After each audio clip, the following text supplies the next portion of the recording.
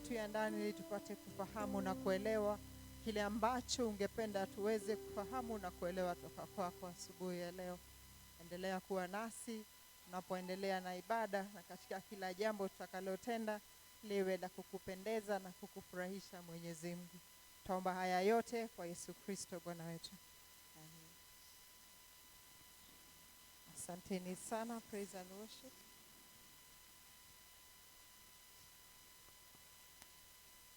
Nashukuru Mungu asubuhi ya leo, maana ametupa nafasi hii ili tuweze kusikia toka kwake. Vika in absentia na uongozi wa Mothers Union na uongozi wa kanisa kwa jumla, ningependa kutoa shukrani zangu kwa kupata nafasi hii ili niweze kutumika kuleta neno la Mungu kwetu. Kwa majina ni Monica Masake Kituku, mshiriki wa hili kanisa, na nimeokoka asubuhi ya leo. Ningependa kutambua ukuu wa Mungu katika maisha yangu. Amekuwa mwaminifu umbali ambao amenifikisha. Jamii yangu leo hawajaweza kufika, wamelemewa hapa na pale na sijui nitaita homa ama ni magonjwa. So wengine wameamua kukalisha wengine, but tuko na wao kiroho. Kwa hivyo asubuhi ya leo, kwa kiharaka kiasi juu ya wakati, tutashirikiana neno la Mungu kutoka masomo ambayo tumesomewa asubuhi ya leo, yenye mada uwajibikaji katika utunzaji na matumizi ya uumbaji wa Mungu kwa ajili ya maisha yetu na utukufu wa Mungu. Kichwa ambacho nimepatia ili ujumbe ni mfalme mkuu na watunzaji wake. Kuifanya iwe rahisi, mfalme mkuu wake. Kwa hivyo tumesomewa haswa, nitakuja mengine, lakini tutatia mkazo katika somo la Mathayo, somo ambalo tumepata kutoka 20. Basi kwa utangulizi ningependa kuangazia Zaburi 24 mstari wa kwanza.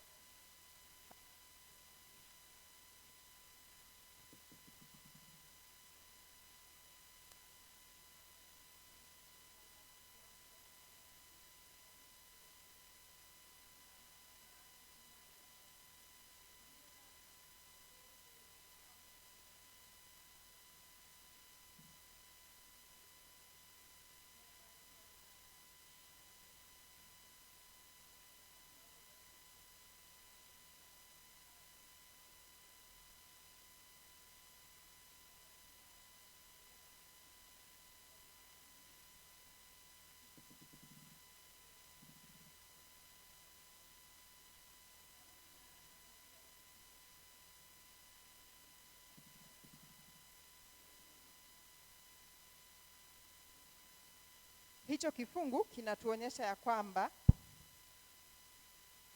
ulimwengu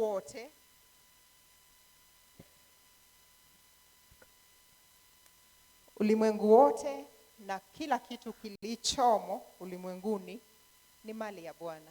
Kwa hivyo kila kitu ambacho uko nacho, ikiwa mali yako, shamba, nini, ni yako, ndio. Hata ile title deed imeandikwa jina lako, sivyo? So ni yako. Kama ni Mungu kupatia uwe custodian kwa wakati huu, sivyo? Nachukua mfano wa familia. Katika nyumba yako uko na watoto. Hao watoto wakiulizwa wanaenda wapi, tuseme wametoka shule, si watasema wanaenda nyumbani kwao. Haya, wakisema wanaenda nyumbani kwao, ukiwa ukitaka kujua sisi ni kama wale watoto, hiyo ndio nataka kuleta kwetu. Watoto wakienda nyumbani kwao, kila kitu kilicho kwao wao husema ni chao kwa wingi, sivyo? Naenda kwetu, tuna gari letu, In fact wakikutana na wenzao wanajisifu, sivyo? Gari lao nzuri sana kuliko wale wengine na hivyo vyote. Lakini ukiangalia katika ownership ya hiyo nyumba, gari, kila kitu, kuna majina ya watoto hapo? Hakuna, sivyo? So ni kama sisi tu tunasema hii ni shamba yangu, mali yangu, nini vivyo hivyo. Lakini kila kitu tulicho nacho tunapaswa kufahamu ya kwamba ni ya Mungu. Ni Mungu tu ametubariki nayo. Na tukisoma katika Mathayo hiyo mstari wa 14, just hapo mwisho ukitaka kurifam, Mungu ametupatia kadri ya uwezo wetu. Yule master alipokuwa anaenda safari, hakuamua tu kupatia mmoja talanta 5. Hakumpatia tu hivyo. Si random. Aliona huyu nikimpatia talanta 5 naona ataweza kushughulikia. Na huyu nikimpatia 2 naona ako tu sawa. Lakini yule alipewa 1, hata unaona venye alifanya na ile talanta 1, sivyo? So tumepatiwa kulingana kadri ya uwezo wetu. Kwa hivyo ukiwa umepatiwa chenye umepewa, ikiwa ni kipawa cha kuimba, waimbaji, ikiwa ni kipawa cha kuhubiri ama kufanya kitu kingine chochote kulingana na penye unafanya kazi, hicho kipawa ambacho umepewa kadri ya uwezo ambao Mungu amekupatia. Kwa hivyo inamaanisha ya kwamba hakuna venye unafaa kujiangalia wewe, kujifananisha na wale wengine. Unasema kwa nini yule ako na ng'ombe wengine wengi na mimi niko na ng'ombe mmoja, ama mimi niko na ng'ombe 3 na mwingine ako na kondoo peke yake? Hampaswi kujifananisha na wale wengine, juu kila mtu ana uwezo ambao Mungu amemkirimia, ambayo itamwezesha kufanya kazi ambayo Mungu amempatia. Kwa hivyo asubuhi ya leo ningependa tujifikirie kama watoto wa Mungu. Kile ambacho Mungu amekupatia, unaitunza namna gani? Unaitunza namna gani? Amekupatia watoto, amekupatia shamba, labda nyumba na mengine yote ambayo Mungu amekupatia. Unailinda namna gani? Wewe ni yule mtumishi ambaye alipatiwa talanta 5 ama ni unalinganishwa na yule alipewa talanta 1? So ukijiuliza hivyo, na si kwamba kuna kitu kikubwa ambacho naangalia. Kuna tu vitu viwili ambayo ametupatia kama jukumu. Kwanza ni lazima tui multiply, kuisha. So kama amekupatia ng'ombe mmoja, huwezi acha ukiwa na ng'ombe mmoja kila mwaka. Ukiwa na ng'ombe mmoja huu mwaka ujao hata ng'ombe wenyewe uproduce, si ndio? Sasa akibaki mmoja inamaanisha nini? Kuna shida mahali, sivyo?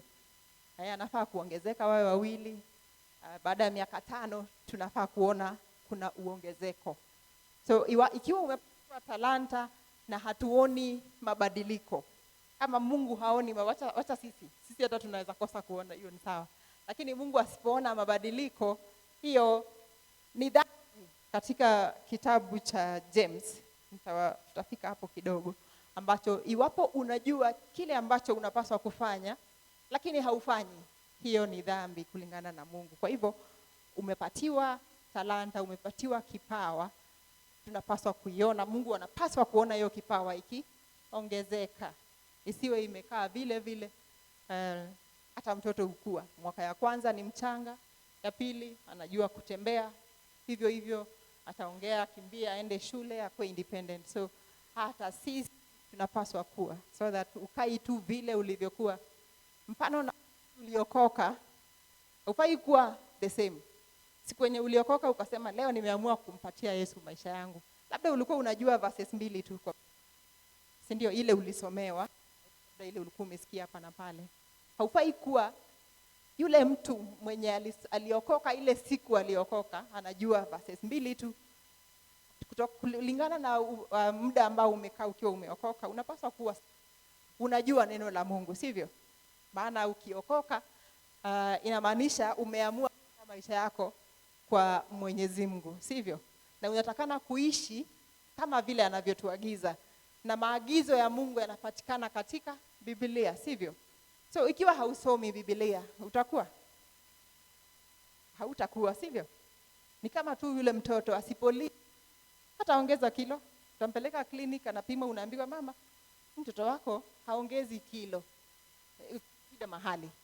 So hiyo shida ndio bado tutakuwa tunasema, tumeokoka ndio, lakini kuna shida mahali. So hiyo shida ndio inafaa to deal nayo kwa kuchukua jukumu ya kusoma neno la Mungu na kuisha kile kipawa ambacho Mungu ametupatia. So muhimu sana ni tumejua ya kwamba chochote tulicho nacho ni mali ya Mungu. Ametupatia kidogo tu, a portion of what he owns. Now, wakati tutatoa sadaka hapa, tutakuja tutasema vitu vyote vya kwa Bwana, na tutajibu namna gani? Vilivyo vyako tutakupa wewe. So tukija hapa kutoa sadaka, tuseme tuna support MU leo, wametoa support activities, offerings, thanksgiving. Si yetu. Tusiwe na kiburi kusema ya kwamba nina pesa mingi sana, kwa hivyo mimi ndio nimetoa sana. Si yako. Ni ile tu kidogo ambayo Mungu amekuwezesha kuwa nayo, ndio unamrudishia ya kwamba umemshukuru, sivyo? Kuonyesha ya kwamba una hiyo humility. Hiyo humility ya kuonyesha ya kwamba una acknowledge Mungu ambaye ana own vitu vyote na ndio amekubariki kiasi na kile ambacho amekupatia. Kwa hivyo kando na multiply, kando na kuongezeka, kuna jambo ambalo tunafahamu ya kwamba katika uwezo wetu kama mwanadamu ni vigumu sana kuwa steward. Ni ruhusu nitumie hilo neno kwa sababu I think inaeleweka zaidi kuliko tafsiri ya Kiswahili. So kuweza kuwa steward mzuri, kama wale watumishi ambao walipewa talanta 2 na 5, si hivyo tu. Remember, unapaswa kuwa na ule upendo wa Mungu. Ule upendo wa Mungu, na remember kitabu cha Yohana wa kwanza, tunaambiwa ya kwamba yule aliye ndani ya Mungu ana upendo wa Mungu na Mungu yu ndani yake. So that means kama hauna upendo, then ni vigumu sana Mungu awe ndani yako. Na kama Mungu hayupo ndani yako, hautakuwa na huo msukumo wa kulinda rasilimali yenye Mungu amekupatia. Utakuwa unaichukua tu for granted. Ni mimi nimetafuta, nimepata, na naishi venye nataka. So tafadhali lazima tukumbuke ya kwamba kivyetu kama wanadamu inaweza kuwa kushughulikia rasilimali na watu ambao Mungu ameweka katika maisha yetu. Kwa hivyo ningependa kusonga kidogo kuongea kuhusu jukumu ya pili ambayo tumepatiwa kama Wakristo, wa kutusaidia, kutukumbusha kulinda rasilimali ya Mwenyezi Mungu. Na tumesoma katika kitabu cha Wimbo Ulio Bora, na nimeangazia kitabu cha Yohana wa kwanza 4:16. Kisha nataka kuangazia kitabu cha Methali 22:6. Tukumbuke ya kwamba watoto ambao tumepewa, ni jukumu yetu kufanya nini? Kuwalea katika ile njia ya Mungu. Kwa Kizungu hiyo verse inasema ya kwamba train a child in the way he should go, and when he grows up, what will he do? He will not depart. Sivyo? Hataacha hiyo njia ambayo umemlea. Sasa tuko na jukumu kama Wakristo, na hiyo ni stewardship. We are only but stewards. Tunasema ni watoto wetu. Ndio, ni watoto wetu, wanaitwa na majina yetu, lakini ni watoto wa Mungu. Sisi tu ni wale tumepewa jukumu ya kuwalea. Maana wakishakuwa wakubwa, kwani watarudi kuishi kwa nyumba yako? Hata Biblia inatuambia wataoa. When a man will have to leave, lazima aondoke, sivyo? Apate mke na aanze maisha huko kwingine. So sisi ni kama tu pale watoto wetu watapitia. So sisi ni ile barabara.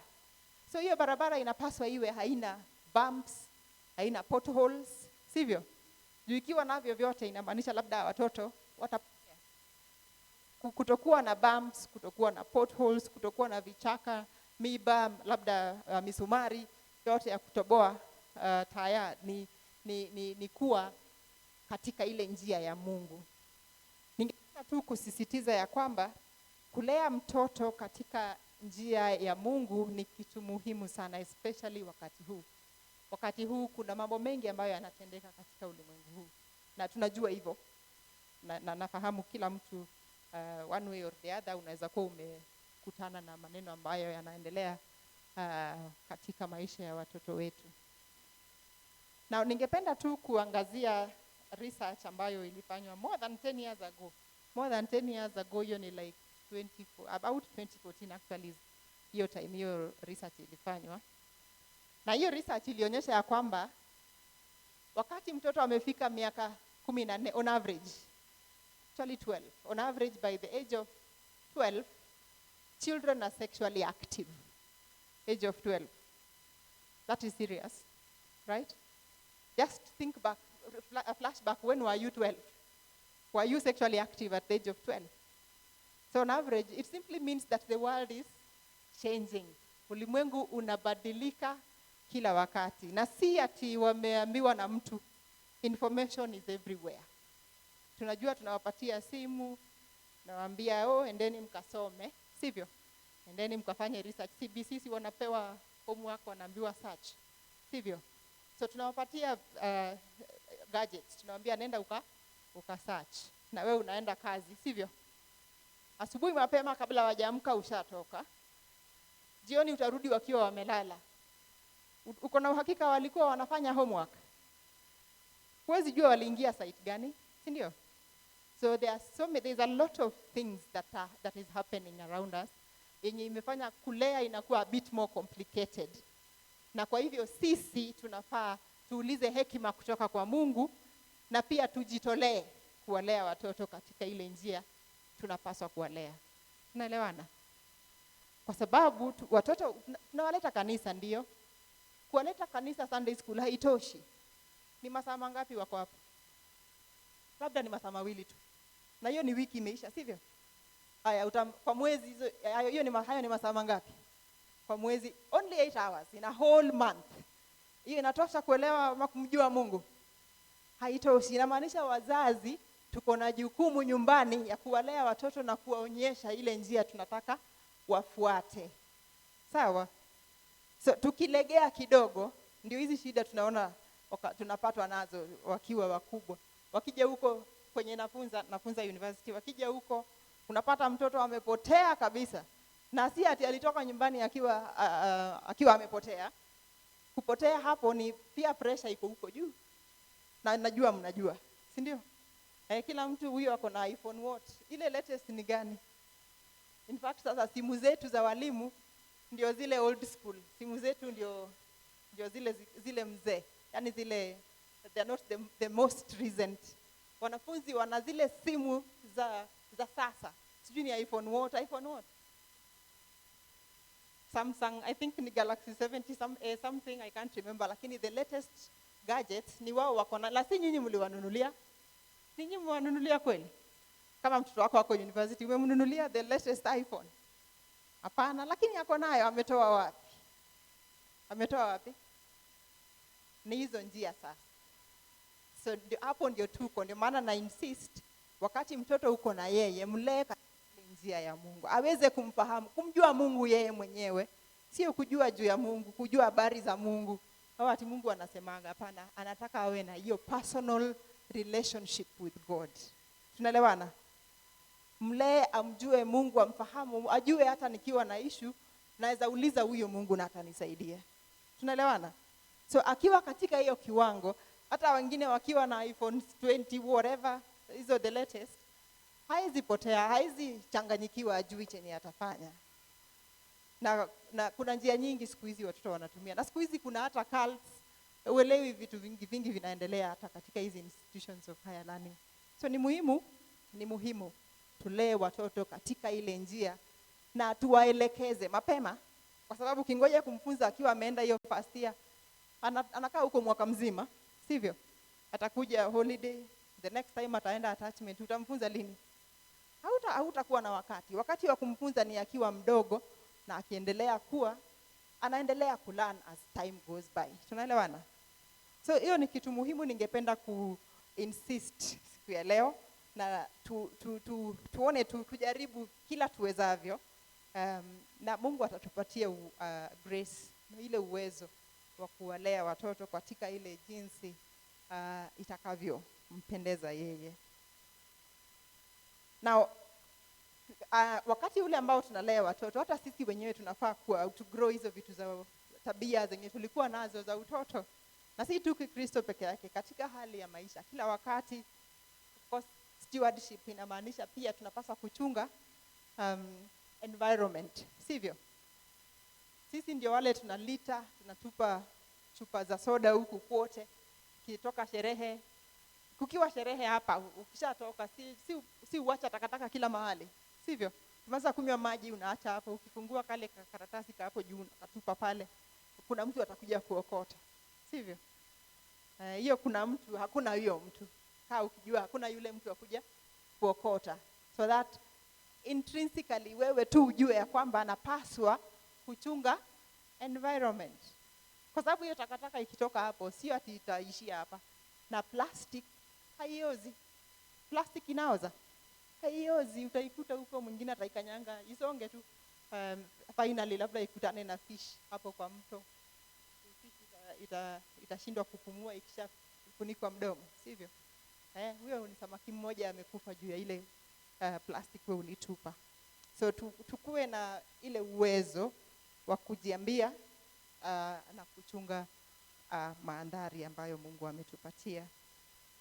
Kwa hivyo hapo pia unaweza soma Wakorintho ukipenda, Wakorintho wa kwanza 13:11, ambapo Paulo ameandika ya kwamba nilipokuwa mtoto mchanga nilisema kama mtoto mchanga, nilitafakari kama mtoto mchanga, niliwaza kama mtoto mchanga. Tokea hapo nilipokuwa mtu mzima nimeyafuta mambo ya kitoto, nimeyaacha mambo ya kitoto. So mambo ya kitoto ni hiyo mambo ya kungojea kuna mwingine atakuja kutengeneza ama kuharibu tu rasilimali ambayo uko nayo, maana haujui inagharimu pesa ngapi. So kama Wakristo ni muhimu tuwajibike, tufanye vile ambavyo tumeamuriwa kutenda na Mwenyezi Mungu. Tukikumbuka ya kwamba tutakuja kupeana hesabu. We will give an account of our actions. Venye yule master alienda safari, akawacha hawa servants na akawapatia talents, si alirudi? Hata Mungu, hata Yesu ashatupea hiyo ahadi ya kwamba atarudi, sivyo? Na wakati atakaporudi, atarudi kufanya nini? Atakuja kuhukumu ulimwengu, sivyo? Na hiyo hukumu ndio hapo ndipo tutakuwa tunapeana hesabu. We will give an account of the actions that we have undertaken. Kama ulipatiwa kipawa cha kuimba, wewe unakuwa tu kazi yako ni kusikiza waimbaji, praise and worship leo hakuimba poa. Kwa sababu wewe unaweza imba, mbona usingie hapo uimbe na wao? Sivyo? Haya, yule aliyecheza gitaa ama ni drums, leo hakucheza vizuri. Kwa sababu wajua waweza cheza, lakini umeamua wewe kuchezi, sivyo? Ule mhubiri leo ni kama sijui. Haya, basi kama ujui, njoo hapa, sivyo? Njoo hapa, tumia hiyo kipawa ambacho Mungu amekupatia. Sikwambii imba, sikwambii cheza drum, sikwambii hubiri, lakini unajua kipawa ambacho Mungu amekupatia. Wafahamu, sivyo? Kama unajua umepewa kipawa na Mwenyezi Mungu na hauitumii kabisa, then hiyo inamaanisha wakati Yesu atarudi, sijui utamwambia ulifanya nini. Sijui utamwambia ulifundisha watu, alikuwa amekupatia opportunity ya kujua jinsi, maybe hata we ni psychologist na unaelewa ya kwamba na shida nyingi ya mental health issues and you do nothing about it. Unasema ni sawa, wale watakuja kwa clinic ndio nitawaona. Jitolee, in other words. Unaelewana? Jitolee. Kama kuna kitu kile ambacho uko nacho, ni kipawa, even kama ni professionally, wewe ni mwalimu, wewe ni psychologist, wewe ni mwalimu wa music, what have you, jitolee. Kwa sababu hiyo ndio kuweka ile ndio kuwa sasa yule mtumishi ambaye alipewa talanta 5. Kwa sababu alipewa akaiweka kazini na ikazaa vipawa vingine 5. Tunaelewana? Na wakati wa kupeana hesabu, kumbuka yule ambaye hakuweka talanta yake kazini, kuliendaje? Alinyang'anywa ile moja, ikapewa yule ambaye alikuwa na mingi, sivyo? So hiyo yako moja si ati utakaa nayo forever. Utashtukia hata hiyo ilichukuliwa ikapeana mwingine na akaambiwa nini? Aondoke, sivyo? So hatutaki kuambiwa na Yesu akirudi, ondoka, sikujui. Ama tunataka kuambiwa hivyo? Hapana. So ni maombi yangu ya kwamba wakati wa kurudi kwa Yesu tutaambiwa kama yule mtumishi ambaye walileta wale wawili ambao waliongeza talanta zao. Vyema mtumishi wangu na mwaminifu, ulikuwa mwaminifu kwa machache, nitakuweka juu ya mengi, ingia katika furaha ya Bwana wako. Na hilo ndilo ombi langu, ya kwamba wakati Yesu atarudi atatuambia vyema mtumishi wangu, manake utakuwa umetumia ile kipawa ambayo Mungu amekupatia na umeiweka katika kazi na imeongezeka na wengi wamepata kumsikia Mungu. Wajua si lazima upreach, unaweza support, sivyo? Kama wewe sio mhubiri, waweza saidia mhubiri aende mahali akahubiri, sivyo? Kama wewe si mwimbaji, waweza nunua mitambo ambayo waimbaji wanaweza tumia kufanya uimbaji uwe bora zaidi na Mungu atukuke, sivyo? So kila mmoja wetu ana nafasi. Hakuna mtu hana nafasi ya kufanya katika nyumba ya Bwana. Kwa hivyo tufanye bidii, tutende yale ambayo Mungu ametuagiza tutende, na tujue katika kitabu cha Wakolosai 3:23-24, lolote mnalolifanya lifanyeni kwa moyo kama kwa Bwana wala si kwa wanadamu, mnamtumikia Bwana Kristo. Kuna maneno nimeruka hapo. So ni muhimu tujue chochote unafanya haufanyii mtu yeyote. Unamfanyia nani? Mungu. So ukishajua unamfanyia Mungu, hautatapatapa unafanya ni kama fulani ya kuona, so hata sitashindia hapo. Fanya ni mchungaji ya kuona. Mchungaji haoni. Sawa? Ni Mungu anapaswa kuona. So ukiona Mungu ameona, kesho utaendelea. Lakini ukiwa na ile mawazo ya wafanya ndipo vice chair aone ama nani aone, hakuna siku utachoka. Utachoka, maana sisi wanadamu huwa tunaweza kosa kuona kesho, ama tuone tufurahie ama tushindwe hata kurealize umefanya kitu, sivyo? Lakini tukifanya tukijua tunataka Mungu aone, hatutachoka. Tunajua maana yake, tutakuwa tunafahamu leo nitafanya, Mungu lazima leo amefurahi na mimi. Kesho unaendelea vivyo hivyo. So naomba ya kwamba Mungu atuwezeshe tutende yale ambayo tunapaswa kutenda, kulinda rasilimali yake na watu ambao ameweka katika maisha yetu tuwalinde.